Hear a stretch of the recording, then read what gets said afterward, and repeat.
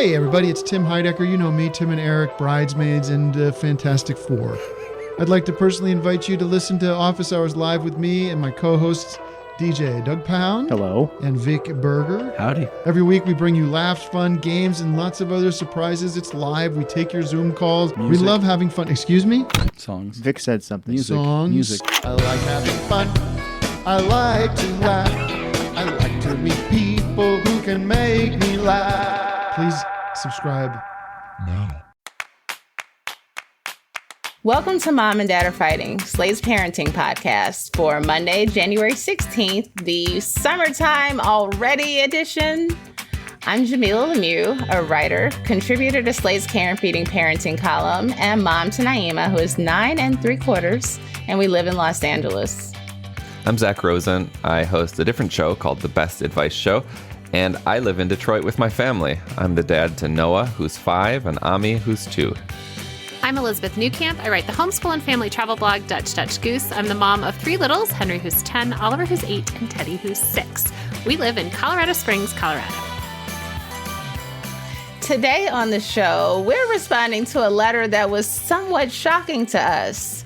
It seems like we just made it to the end of winter break, and somehow it is time to start making plans for summer activities. So whether we're ready or not, we're going to try and help our letter writer structure her summer with her little ones so they can make the most of their time together. We're also going to do a round of everyone's favorite recommendations, where we tell you what we're loving right now, and then we'll wrap up the show by digging into our mailbag. See you back here in a second.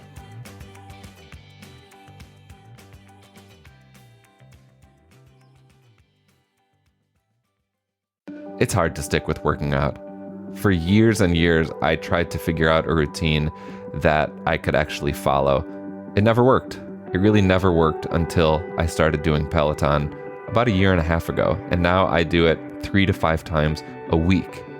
Everyone knows that Peloton makes bikes, but they are so much more than that. They also make treadmills and have tons of other classes like yoga, strength training, high-intensity interval training, and boxing.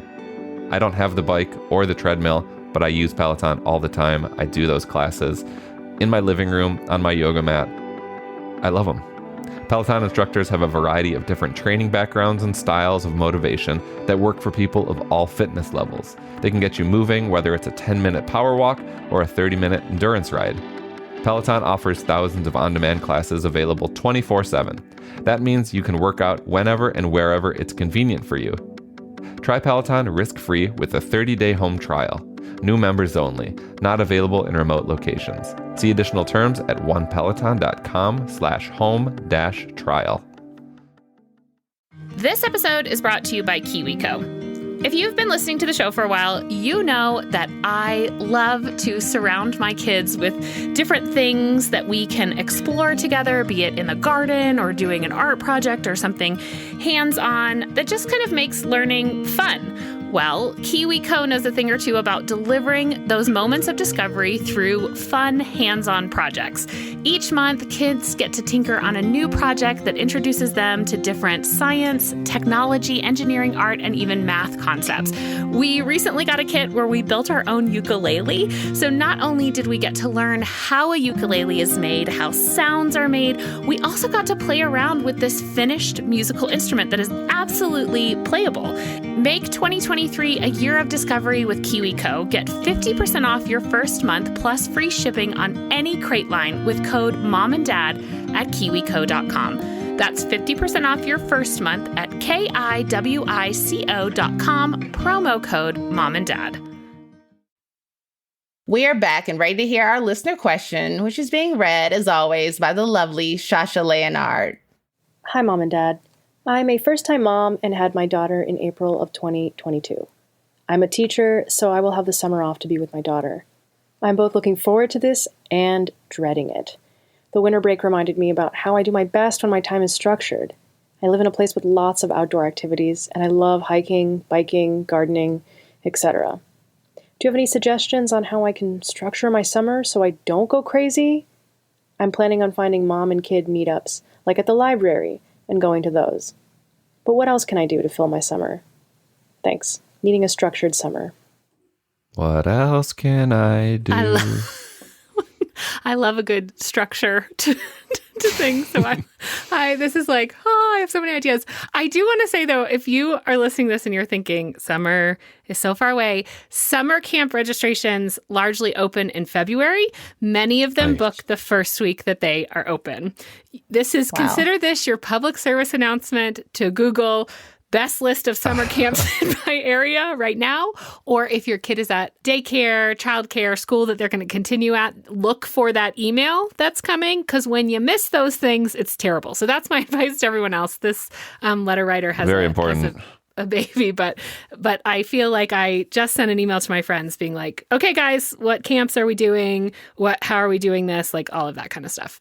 I think when you have little ones, the day can really get away from you, especially when you're used to a routine. So first think about like, what does your normal routine look like? What time do your kids normally wake up? What time do they normally go to sleep? Because I think all of that shouldn't really change over the summer. Maybe it flexes a little bit, but largely with kids, the best thing is keeping some kind of routine in terms of their hours, especially with little ones. So like if you're midday napping, that needs to be part of your structure. My favorite thing to do over the summer, and I didn't make this up, but I made up what our activities were, is like to go on Pinterest and look for summer weekday themes. And this is what I did. And I would invite people to join me. And eventually we had kind of a group that would do this. But like, for example, Monday would be Make It Monday. And every Monday we would do some kind of craft. We would make something. Take a trip Tuesday. This is going to stress some people out. If this stresses you out, you do not have to do this. This is for people that want to do this.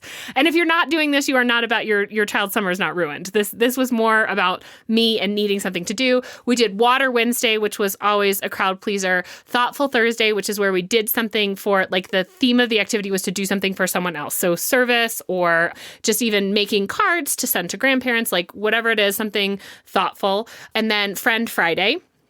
There's lots of examples of these. If these don't fit you, like there's Field Trip Friday, and there's, Technology Thursday, like whatever you want that to be. That just gave me some structure. I also, when the kids were little, did a like stroller strides mom exercise program that was more focused on like getting somewhere together, less on the exercise. Like we just happened to all be walking and talking. And that was really great because it met like at the same time at a park every day. I made friends, and then we could go do one of these things after that. So like if your library story time is Wednesday, we would like go to the stroller strides, walk around, talk, right? And then we would all go to library story time together. And it just gave me that community too. I think when you're planning this, your daughter is little, it is important that you feel fulfilled and like what you're doing. So if you are looking at this activity and like that doesn't seem fun, or it's too much stress to set it up, don't make those your things, because this is as much about keeping you entertained at this age and being around other families, other parents, other kids, right? So finding those things, finding people that can do those with you. But I do say, like, start doing that research now, have a plan, because otherwise you're going to get out of school, you're going to think like, okay, I'm exhausted, I'm going to take a week, and then it's like, okay, well, I didn't join the summer whatever program, and now it's too late, right? Like, is there a pool that you're going to go to? When does that open? Because sometimes, I don't know where you live, but in Colorado, like the pool season is short. And so if you're 3 weeks in, then it feels like, well, now I don't want to join because I missed 3 weeks and I only have 4 more weeks. Like all of those things start to crop up. So I think it's good to start thinking about this, start kind of putting a plan in place, start finding those mom groups now and seeing if you can build some of those relationships just on weekend walks or hikes or things like that. There are tons of meetups for moms that like to hike and moms that like to go do stuff, and just kind of say like, who would be willing to do this in the summer every Wednesday or most Wednesdays, right? And then afterwards we'll go get coffee or have a play date or whatever that looks like. All great ideas. Additionally, you should be really proactive about figuring out a way to get someone else to watch your kid at some point regularly, if possible. I don't know if you have a partner. I don't know if you have family or friends in town, but you need to like get some you time this summer too, or else the summer is just going to feel like even more stressful than a job, perhaps, depending on who you are. Like if my kids didn't have anything going all summer and I was responsible to be their programming all summer, I would feel super overwhelmed. So like every Tuesday, see if you can get, your pal or your mom or whomever to watch your kid for a couple hours so you can actually like go to the pool and fall asleep. because that's also going to help you recharge a bit to get back into all the fun stuff that Elizabeth, you just mentioned. That all sounds great. But I mean, I think interspersed with some solo time would be even more ideal. Wait, you don't have to spend all your time with your children? Please let the answer be no. Yeah, that's very huge, especially at that age. You don't have to have this super busy schedule to keep a baby occupied, and you don't want to burn yourself out trying to keep a baby occupied because she's going to have a limited capacity to experience them herself, you know? So a lot of this is for you. So on one hand, do things that you enjoy. You can go shopping. You can go to your favorite coffee shop and read a book. You know, you can run errands. Like, you can take care of things that you've been meaning to do and just haven't had time because you've been in the house with the baby. You can go take those, you know, boots back to Sears or whatever. Like, you can do all that stuff. You can go to the library and other places that have like parent meetups and things like that. And you can make play dates. But ultimately, like, the baby is going to keep you busy between feedings and diaper changes and naps. So there will be days where you all might get up and hit it early and be on the road until 4 or 5 o'clock. And there may be other days where you realize that it just feels better being in the house. And that's okay too. Well said. A 1-year-old is still hopefully taking that long afternoon nap. And so I think if you want some like structured time, like feel like you have a plan for that hour. I'm the same way in that, like, if I don't have a plan, I will feel like the hour or the 2 hours that they napped right got away from me, and then I feel unsuccessful. So if you can say, like, this is the time I'm going to read this book that I want to read, or this is the time I'm going to watch the show that I feel inappropriate watching with my 1-year-old, which, I mean, they don't know what's going on, so it's totally fine. But this is time I get to spend on me, and I have a plan for that time. If you like to cook, like, cook then, like, make those preparations so that that time in the house feels valuable, whether that is that you are doing nothing or that you're doing something productive. Like, both are completely valid choices. To just feel like this is the hour where nobody is touching me and I'm just going to lay here in quiet. That is great. Yeah, that sounds good. Yeah, and I didn't appreciate the very short window of when your kid will actually just sit in the stroller without fighting to get out of it. If you're still in that window, really take advantage of it. Like, go to like a part of town you haven't seen before, get a good coffee, get a good podcast going, and just like take your own nice little walk. Like, that's dreamy time to me. And so if your kid is willing to just sit there, they are at your mercy, and you can kind of, I mean, they're at your mercy regardless, but you can have you time while they are sitting in the stroller. Yeah, this is a great time to like hike, bike, all that kind of stuff, right? Where you can just safely plop your child into some kind of carrier thing with you and go do the thing you like. And they're like, ooh, I'm with my parent, and like new things are flashing by me. Yeah, just looking around. Yeah. Plop I don't know the words I'm bored or mom. Right. Yeah. No. Everything is magical and exciting and so interesting. You really don't have to do much to entertain a 1-year-old. True. Well, Structured Summer, we really appreciate you writing in. We'll have to check back in a few months to see how things are going. And everyone else, let us know. Are you planning for summer yet? Are you looking at camps, planning some travel? Shoot us an email and share your summer plans. momanddad@slate.com. That's also where you can send us any questions of your own. We're going to take another quick break, and then you can join us back here for recommendations and our mailbag. I don't know about you, but I find grocery shopping so stressful. Not only am I trying to get the best price on everything, I'm trying to find things that my kids will eat. I'm trying to check the back of the boxes. It is just a really stressful experience. Then we started using Thrive Market. It is now our go-to for all grocery and household essentials. And the convenience of getting it all quickly shipped to my doorstep is a huge time saver. We use these own plant-based protein shakes. They can be terribly hard to find. Thrive has them, and at a better price than I can get them at home. I've also been able to find a lot of the supplements we take from our Nordic Naturals and our Orgain protein powder at better prices. Plus, I know that I can find them. I don't have to go from store to store looking for them. You can join Thrive Market today and get 30% off your first order plus a free $60 gift. Go to thrivemarket.com/momanddad for 30% off your first order plus a free $60 gift. That's THRIVE market.com/momanddad. thrivemarket.com/momanddad. This podcast is brought to you by Progressive Insurance. Most of you listening right now are probably multitasking. But if you're not in some kind of moving vehicle, there's also something else you can be doing right now. Getting an auto quote from Progressive Insurance. It's easy and you can save money by doing it right now from your phone. Drivers who save by switching to Progressive save nearly $700 on average, and auto customers qualify for an average of 7 discounts. Discounts for having multiple vehicles on your policy, being a homeowner, and more. Multitask right now. Quote your car insurance at Progressive.com to join the over 29 million drivers who trust Progressive. Progressive Casualty Insurance Company and Affiliates. National average 12-month savings of $698 by new customers surveyed who saved with Progressive between June 2021 and May 2022. Potential savings will vary. Discounts not available in all states and situations. There's no denying that the education system in America has its flaws. It's time to work toward a better system, one where business and politics don't drive the decisions made in schools. Check out the brand new podcast, The Citizen Stewart Show. It's an inside look at the dark forces affecting our schools and our democracy, and how together we can make improvements for our kids and our country. The Citizen Stewart Show is hosted by Chris Stewart, a parent, education activist, and former school board member who's witnessed the systemic inequities in our schools firsthand.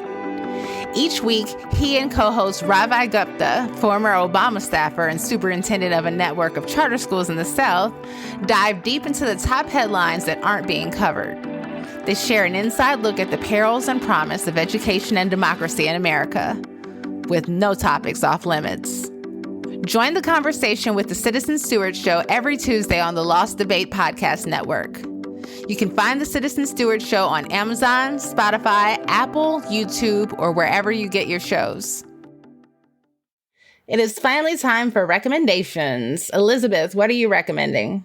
Okay, I am recommending what for me has been a parenting game changer, which are these loop earplugs, which were all over my Instagram. And I was like, what is this? I'm not into this. And then another mom here, I noticed she was wearing them and I was asking her about them. So basically they are really, really comfortable earplugs, but they limit the volume so they don't shut everything off. I'm not exactly sure how they work, but I can still completely hear what's going on. But it is like someone has just turned the volume dial down. And I am someone that gets very overstimulated by too much noise. And so like if I walk into a room and the kids are trying to talk to me and like they have a podcast on or they have the TV on or something, it's all just like too much. My brain can't function. Or if the room is really loud, I will just notice that I'm more likely to snap at someone or be really frustrated over something that I normally wouldn't because I already feel so overstimulated. And my solution to this in the past to the noise was like to wear headphones and listen to my own thing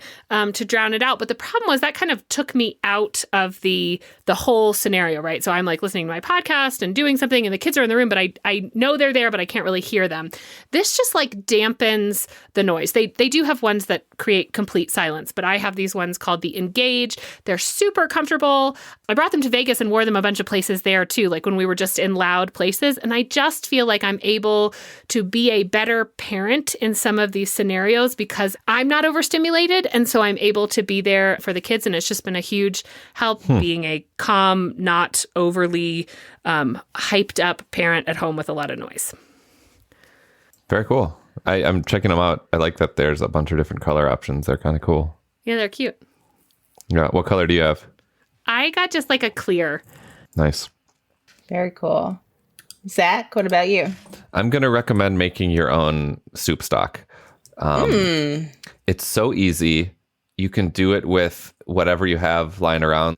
If you bought like a bag of carrots and you already used most of them, but you have like that one left and it's kind of soft, but so you don't want to like eat it raw, but you don't want to waste it. Throw that in there. Throw that half an onion. Throw that fourth of a pepper. Throw the eighth of a garlic clove. Throw the dill sprig. And next time you're making soup, you're going to have a nice, flavorful, rich stock. And so when you make it, you can, use it right away if you want, or you can freeze it. I just made such a delicious chicken soup stock the other night after having roasted some chicken. I kept all the bones and then threw those all in a pot of water with some like dried mushrooms and dill and garlic and onions, and made a nice like leek chicken rice soup last night with that stock. And there's something about making your own stock, you feel super resourceful and not wasteful for using your discarded stuff. But each stock is totally unique from the next one because it has its own combination of whatever you have lying around in the fridge. You're going to save money. You're going to feel good about yourself. And you're going to feel like Martha Stewart. I love this. It's going in the Madoff cookbook. Going in there. I'm really pushing this. Really pushing Going the in the cookbook. cookbook. Zach, do you save the fat too? Like some of the broths? I guess that's the fat from the runoff from the I haven't, chicken. but tell me more. Yeah, I've done that. I've made soups where, there's all the fat that comes off of the chicken, and it stays in the pot if you've kept the chicken in a pot or whatever. Right. So I've used that in soup. Gives it a nice richness. How do you store it? In Tupperware. Just in the fridge? I have it just in the fridge. Mm-hmm. Yeah, I don't usually keep it too long. It'll usually be a few days after we've had the chicken. Or turkey, because I've done this with like turkey legs and turkey thighs. I've kept some of the fat and some of the skin, and I'll take the skin out, but it keeps a lot of flavor. And I've also found that like there's got to be a name. Is there a name for it aside from the fat? Is it just called the fat? I feel like there's some name for the drippings that you get from meat aside from fat, but I also use them in vegetables sometimes too. Yeah. So like greens, a little bit of meat, and a little bit of the fat. Nice. Is schmaltz the word you're looking for? Maybe it is schmaltz. Schmaltz is, I think, the Yiddish word for chicken fat. Okay. It's fun to say. I likes to cook with the schmaltz. Nice. And what's your recommendation? I am recommending a crazy docuseries, not child-friendly at all, that I watched on Netflix recently called Don't Pick Up the Phone. And it's about a pretty horrifying string of crimes that took place. I guess the first ones would have happened in the 90s, but the main incidents that are covered in the documentary took place around 2004, where someone calls, and this was done like over 30 times across the country, usually in small towns. And what would happen is that someone would call a fast food restaurant pretending to be a police officer. And they'd say, hey, I've got somebody from your restaurant's corporate headquarters with me, and we've got a problem. A customer had a wallet stolen, and we suspect that one of your employees did it. And then they would give a vague physical description of usually a young woman. And the manager or whomever would say like, yeah, I've got them right here. And it led to these crazy strip searches and in some instances, sexual assaults where these people were completely violated, all under the auspices of a police officer is on the phone talking, my manager through this investigation, so we got to check them to see if they've got the stolen contraband on them. They've got to take all their clothes off. They've got to do jumping jacks. I mean, it's just really incredible what people were, on all sides. And usually the victims were very young girls, some of them 17, 19. But what people were willing to do because they thought a police officer was telling them to do it. It's very disturbing, but it's an interesting watch. Don't pick up the phone. Don't pick up the phone. Huh. I'm scared. Yeah, it's so scary. Wow. No, it's super scary. Very scary, very scary. All right, well, we're going to wrap up today with a follow-up letter. Last week, we answered a question about a little kid using bad words and directing them at his parents when he's angry. Then we got a request a few days later asking for additional advice.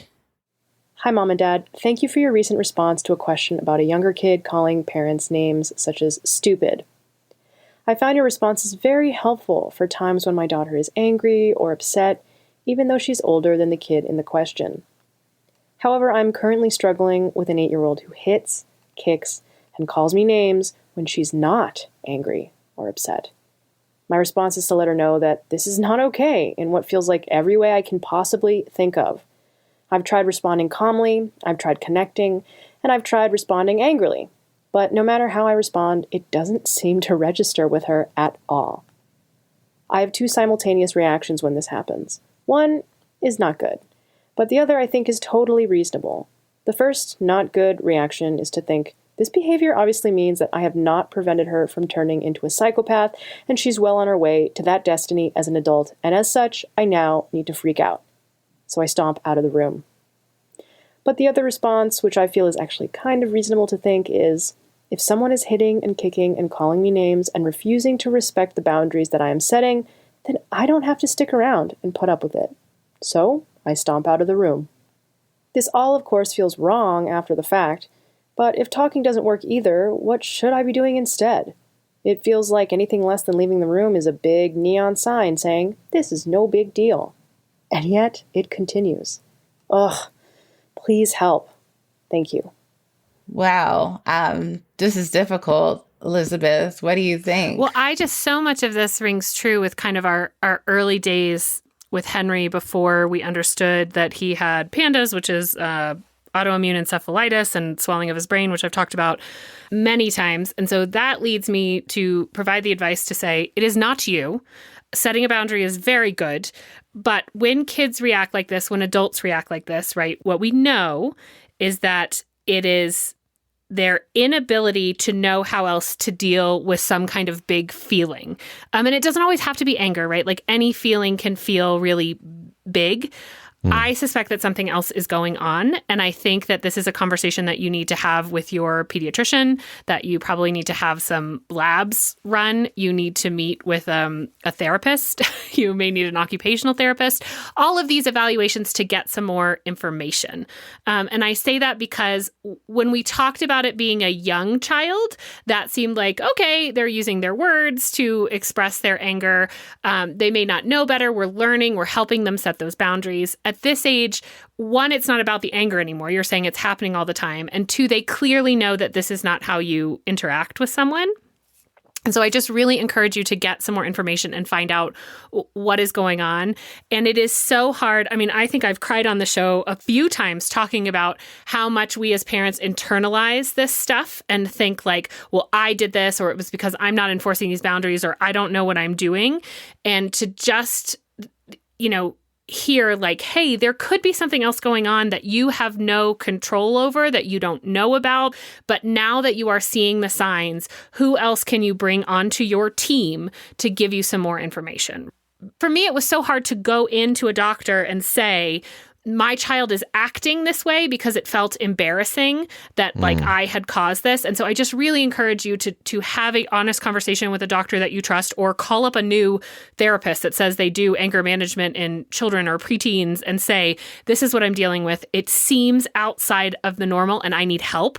And I just really think that they can get you help that you need. And it may be like, maybe the solution is that you need some coaching in parenting an individual that is doing this, and that is okay. The most helpful thing that our therapist used to always say to me is that this is extra parenting. There's like parenting that everyone does, and then when you have kids that have certain things going on, this is kind of like extra, above and beyond the call of duty, and you should not feel bad asking for more teammates and asking for more help in any of these situations. So I just really encourage you to get some more help. And in the meantime, set those boundaries, keep yourself safe, try to stay calm. And if you have to go, I used to post something in the bathroom that I would go into that just said like, you are a good parent, you are loving. And I would go in there and like read that just to reset myself so that when I re-entered the situation, I was calm. Like, this isn't about you. This is about their emotions and something they're going through. So how can I be an empathetic, loving parent in this moment to a child that is clearly struggling? What did we do before occupational therapists? I love art. It's such an amazing evolution in human development. Especially with kids, like when you think about their occupation is to like play and learn to be good humans, and there is a lot of things that they need help with along the way. Yeah, it's so profound. Yeah, I think what I have is a complete cosign of that. You deserve some support. You and your child both deserve to know what's going on. And I think you need to have all the information so you can proceed. Jamilah, I think she should write down, you deserve support. You do. Everyone out there, you deserve support. And that was such a lovely way to put it. Thank you. Well, letter writer, we appreciate that you wrote to us. We're wishing you all the best. And for anyone else listening, if you ever hear anything on the show where you want additional advice or even have advice of your own, we're all ears. You know what to do. Send us a voice memo or email to momanddad@slate.com. This episode of Mom and Dad Are Fighting is produced by Rosemary Belson and Maura Currie. For Zach Rosen and Elizabeth Newcamp, I'm Jamilah Lemieux. Thank you for listening.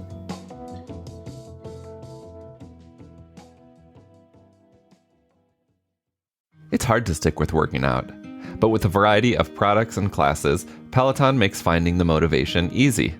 Peloton has the best playlists and tons of different music genres. Whether you're in the mood for a 90s pop ride or a soulful power walk, Peloton's got you covered. And whether you exercise daily or you're new to working out, Peloton can help you achieve your fitness goals.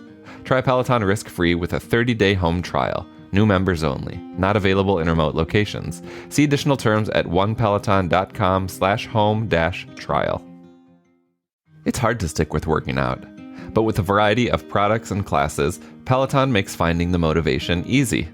Peloton has the best playlists and tons of different music genres. Whether you're in the mood for a 90s pop ride or a soulful power walk, Peloton's got you covered. And whether you exercise daily or you're new to working out, Peloton can help you achieve your fitness goals. Try Peloton risk-free with a 30-day home trial. New members only. Not available in remote locations. See additional terms at onepeloton.com/home-trial.